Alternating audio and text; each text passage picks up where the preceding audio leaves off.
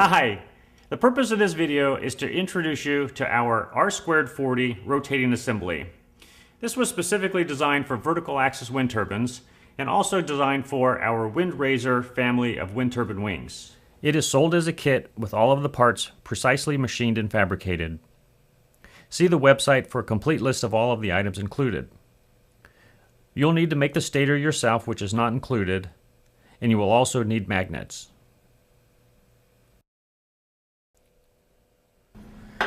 The robust design is based on our 1,000-pound axle and hub.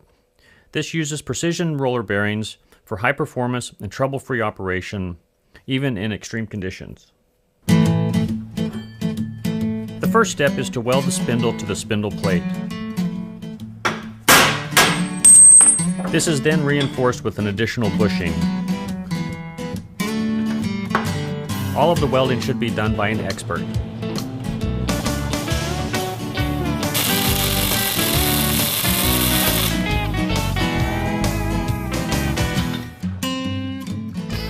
Now we can use this to hold our work as we assemble it. Slide a bearing in place, then the hub with the studs facing up. Then bolt the upper spoke flange onto the hub and tighten the lug nuts.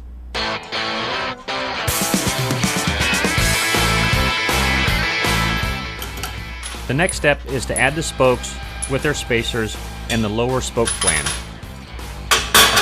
In general, we advise to use a quality thread locking compound on all of the fasteners throughout the assembly.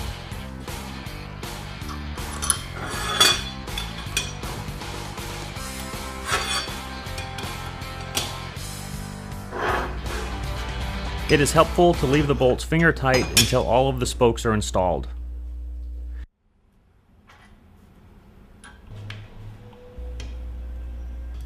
Then tighten everything up.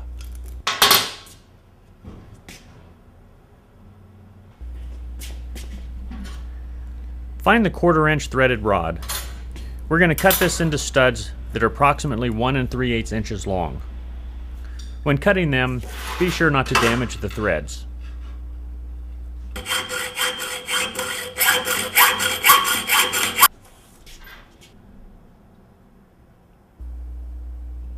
Apply a drop of thread locking compound, then screw these into the lower spoke flange. These studs are used to mount the magnet discs.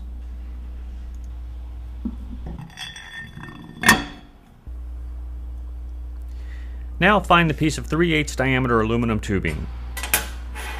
This will be cut into short sections that will be used as spacers in between the magnet discs. The spacers should be 1 1/4 inches long. Cut these as accurately as possible, assuring that they are all the same length.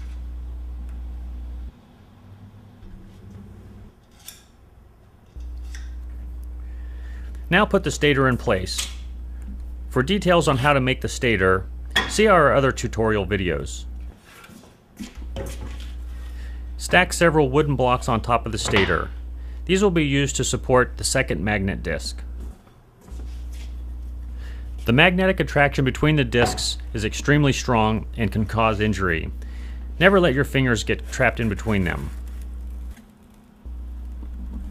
One at a time, carefully remove each wooden block until the disc is lowered down on the studs and is firmly resting on the spacers.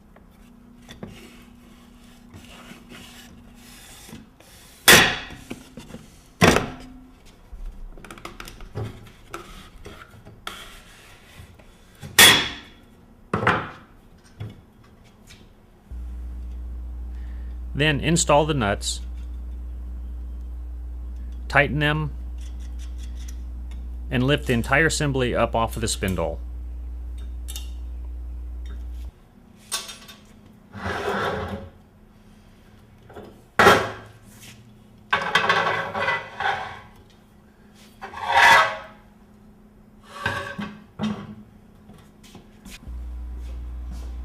The kit includes a matching flange plate, which is welded on top of your tower.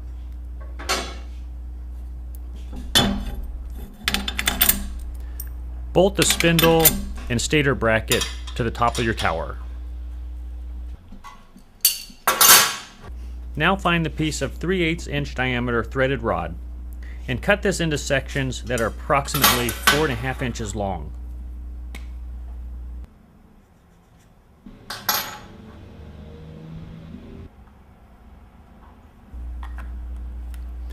Mount them onto the stator bracket with the nuts and washers provided.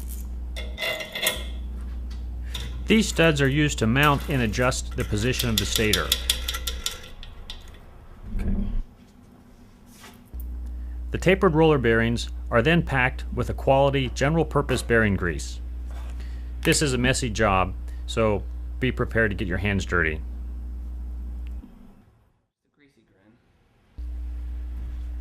Slide the lower bearing onto the spindle.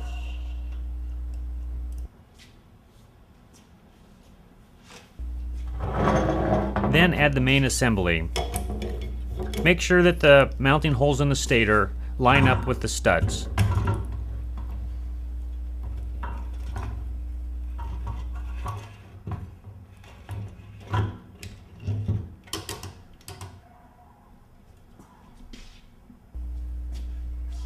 Install the top bearing, then the castle nut. Tighten it finger tight, then back it off until the first slot aligns with the cross hole in the shaft. Insert the cotter pin, then bend the legs over.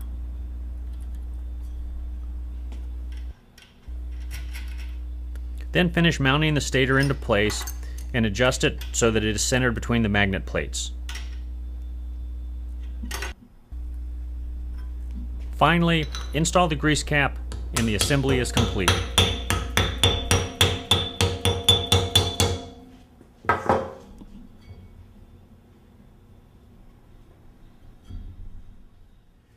Well, we hope this video was helpful. Keep an eye on our website for upcoming videos, and thank you for watching.